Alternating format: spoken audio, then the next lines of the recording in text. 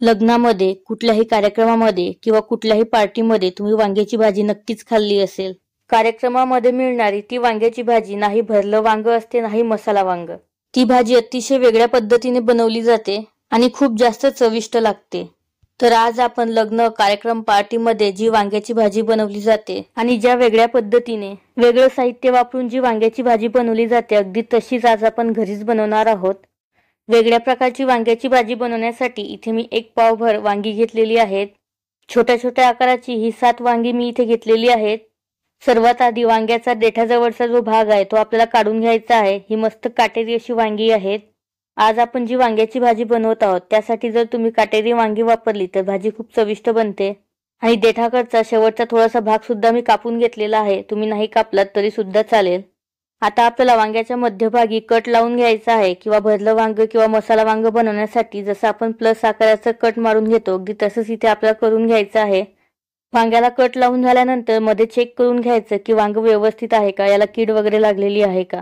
कापलेली वांगी लगेच पाण्यामध्ये ठेवायची आहे आणि 2 मिनिट पाण्यामध्ये भिजत ठेवल्यानंतर हाताने याला स्वच्छ धुवून घ्यायचं आहे. वांगी माझी स्वच्छ धुवून झालेली आहे. आता याला पाण्यामधून बाहेर काढून घ्यायचं आहे आणि एखाद्या कापडावरती ठेवायचं आहे. ज्या कापडावरती आपण ही वांगी ठेवलेली आहे त्या कापडाने वांगी पूर्ण कोरडी करून घ्यायची आहे. वांग्याला कुठेही पाण्याचा अंश वगैरे राहता कामा नये. व्यवस्थित वांगी कोरडी पूर्ण करून घ्यायची. इथे मी सर्व वांगी अगदी व्यवस्थित अशी पूर्ण कोरडी करून घेतलेली आहे. आता आपल्याला ही वांगी तळून घ्यायची आहेत. वांगी तळण्यासाठी कढईमध्ये मी मोठ्या आचेवरती तेल चांगलं कडकडीत गरम करून घेतलेलं आहे. आता या गरम तेलामध्ये आपल्याला एक एक करून सर्व वांगी तेलामध्ये सोडायची आहेत. वांगी तेलामध्ये टाकल्यानंतर गॅसची फ्लेम ही मध्यम करायची आणि मध्यम आचेवरती छान तांबूस रंग येईपर्यंत ही वांगी आपल्याला तळून घ्यायची आहेत. लग्न कार्यक्रमामध्ये वांग्याची भाजी बनवत असताना सर्वात आधी वांगी अशा प्रकारे कट मारून छान तळून घेतली जातात. सुरुवातीला वांगी अशी तळून घेतली तर वांग्याच्या भाजीची चव ही खूप अप्रतिम होते आणि अगदी नेक्स्ट लेवलची होते. इथे तुम्ही बघू शकता की वांग्याला मस्त तांबूस रंग आलेला आहे. आता याला आपण तेलामधून बाहेर काढून घेऊ. सर्व वांगी मी तेलामधून बाहेर काढून घेतलेली आहेत आणि इथे आपली सर्व वांगी तळून झालेली आहेत. आता आपण लगेचच पुढची स्टेप बघू. इथे आपल्याला मिक्सरचं छोटं भांडं लागणार आहे. या मिक्सरच्या भांड्यामध्ये 15 ते 20 लसूण पाकळ्या टाकायच्या आहेत. 4 ते 5 आल्याचे काप टाकायचे आहेत. 1 छोटा चमचा जिरे टाकायचं. या भाजीची ग्रेव्ही करण्यासाठी अद्रक आणि लसूण थोडंसं जास्त प्रमाणात टाकायचं. तुम्ही तिखट किती खाता त्यानुसार हिरवी मिरची टाकायची. इथे मी एकच हिरवी मिरची टाकलेली आहे. नंतर थोडीशी कोथिंबीर टाकलेली आहे. आता झाकण लावून मिक्सरला याला बारीक असं करून घ्यायचं आहे किंवा याला वाटून घ्यायचं आहे. इथे आपलं अद्रक, लसूण आणि हिरव्या मिरचीची पेस्ट बनवून तयार झालेली आहे. ही पेस्ट आपण एका वाटीमध्ये काढून घेऊ. ही पेस्ट किंवा वाटण करत असताना यामध्ये पाण्याचा अजिबात वापर करायचा नाही. नंतर परत त्याच मिक्सरच्या भांड्यामध्ये 5 काजू मी इथे घेतलेले आहेत. नंतर 5 बदाम घेतलेले आहेत. पोहे खाण्याचा 1 चमचा मगजबीट टाकायचे आहेत. नंतर पोहे खाण्याचा अर्धा चमचा पांढरे तीळ यामध्ये टाकायचे आहेत. आणि सर्वात शेवटी थोडंसं पाणी यामध्ये टाकायचं आणि झाकण लावून मिक्सरला याची बारीक पेस्ट बनवून घ्यायची आहे. काजू बदामची पेस्ट बनवण्यासाठी पाण्याचं प्रमाण थोडंसं कमी जास्त झालं तरी सुद्धा चालेल. इथे माझी मस्त बारीक अशी पेस्ट करून झालेली आहे. ही पेस्ट आपण एका वाटीमध्ये काढून घेऊ. ही पेस्ट खूप जास्त घट्टच हवी किंवा खूप जास्त पातळच हवी असं नाही. याची कन्सिस्टन्सी तुम्ही कशीही ठेवू शकता. परत त्याच मिक्सरच्या भांड्यामध्ये 2 मध्यम आकाराचे कांदे चिरून टाकायचे आहेत. 1 मोठ्या आकाराचं टोमॅटो सुद्धा मी चिरून यामध्ये टाकलेला आहे. आता परत एकदा झाकण लावून मिक्सरला कांदा आणि टोमॅटोची बारीक अशी पेस्ट करून घ्यायची आहे. ही पेस्ट करत असताना सुद्धा यामध्ये पाण्याचा अजिबात वापर करायचा नाही. कांदा आणि टोमॅटो पाणी सोडतं. इथे कांदा आणि टोमॅटोची पेस्ट बनवून झालेली आहे. लगेचच आपण ग्रेव्ही बनवायला सुरुवात करू. सर्वात आधी एका पॅनमध्ये 2 पळी तेल टाकायचं आहे. या भाजीसाठी तेल थोडंसं जास्तच लागतं. तेल टाकून झाल्यानंतर पोहे खाण्याचे 2 चमचे यामध्ये तूप टाकायचं आहे. आजची ही वांग्याची भाजी बनवण्यासाठी या भाजीमध्ये तूप नक्कीच टाका. तुपामुळे भाजी खूप चविष्ट बनते. तूप पूर्ण वितळलेलं आहे आणि हलकसं गरम सुद्धा झालेलं आहे. आता यामध्ये आपल्याला काही खडे मसाले टाकायचे आहेत. खडे मसाल्यांमध्ये हिरवी वेलची, मसाला वेलची, लवंग, मिरे, दालचिनी, 1 तमालपत्र आणि स्टार फूल टाकलेलं आहे. हे सर्व हलकसं तेलावरती फ्राय करून घ्यायचं. नंतर यामध्ये अर्धा चमचा एवढा हिंग टाकायचं आहे. हिंग छान फुलल्यानंतर आपण जे अद्रक, लसूण, हिरवी मिरची, जिरे आणि कोथिंबिरीचं वाटण बनवून घेतलेलं होतं ते सर्व वाटण यामध्ये टाकायचं आणि 30 ते 40 सेकंद किंवा अद्रक लसूण मधला कच्चेपणा जाईपर्यंत तेलावरती छान फ्राय करून घ्यायचं आहे किंवा परतून घ्यायचं आहे. अद्रक लसूणचं वाटण परतून झाल्यानंतर कांदा आणि टोमॅटोची पेस्ट यामध्ये टाकायची आहे। ही पेस्ट सुद्धा चांगलं तेल सुटेपर्यंत आणि रंग पूर्ण बदलेपर्यंत आपल्याला तेलावरती छान परतून घ्यायची आहे।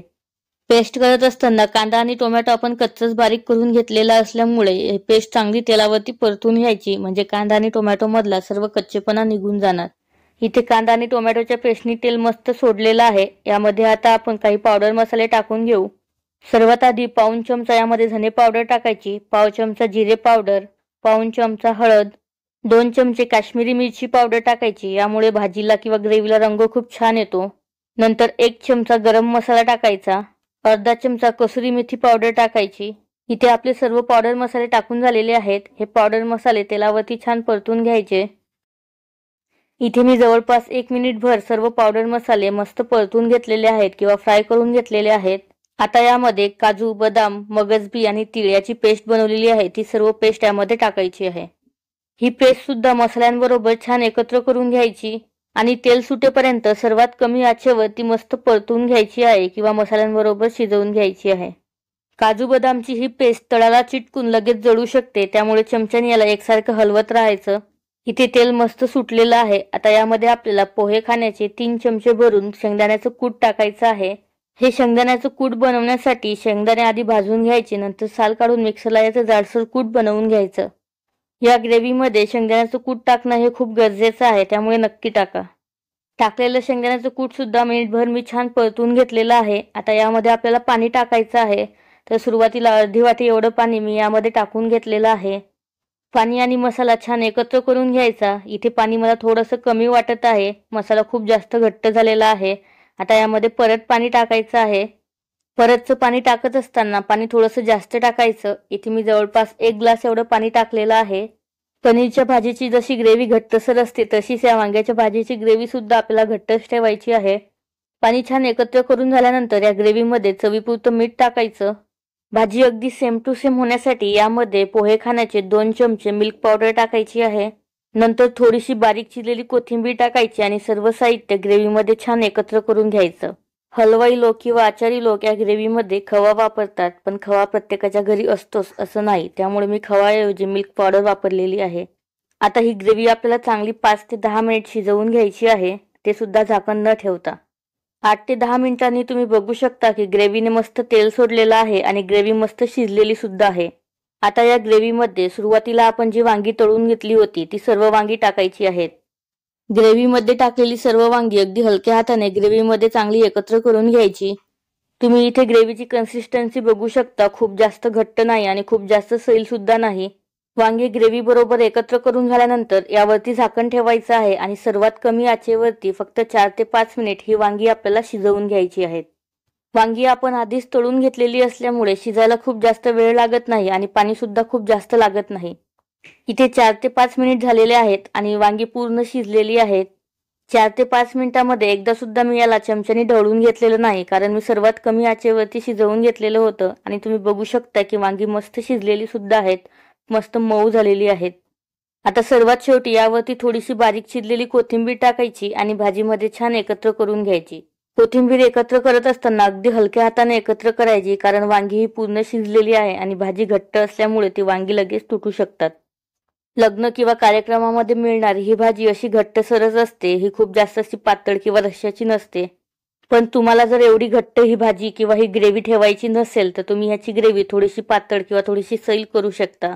घरी बनवत असल्यामुळे आपल्या आवडीने आपण ही भाजी बनवू शकतो। इथे आपली लग्न पंक्तीमध्ये मिळणारी किंवा कुठल्याही कार्यक्रमात किंवा पार्टीमध्ये मिळणारी वांग्याची भाजी खाण्यासाठी तयार झालेली आहे। भाजीचं टेक्स्चर तुम्ही बघू शकता, भाजीचा रंग बघू शकता, खूप अप्रतिम आलेला आहे। आणि मी तुम्हाला खरंच सांगते की या भाजीची चव ही भरली वांगी किंवा मसाला वांगीपेक्षा खूप वेगळी आहे।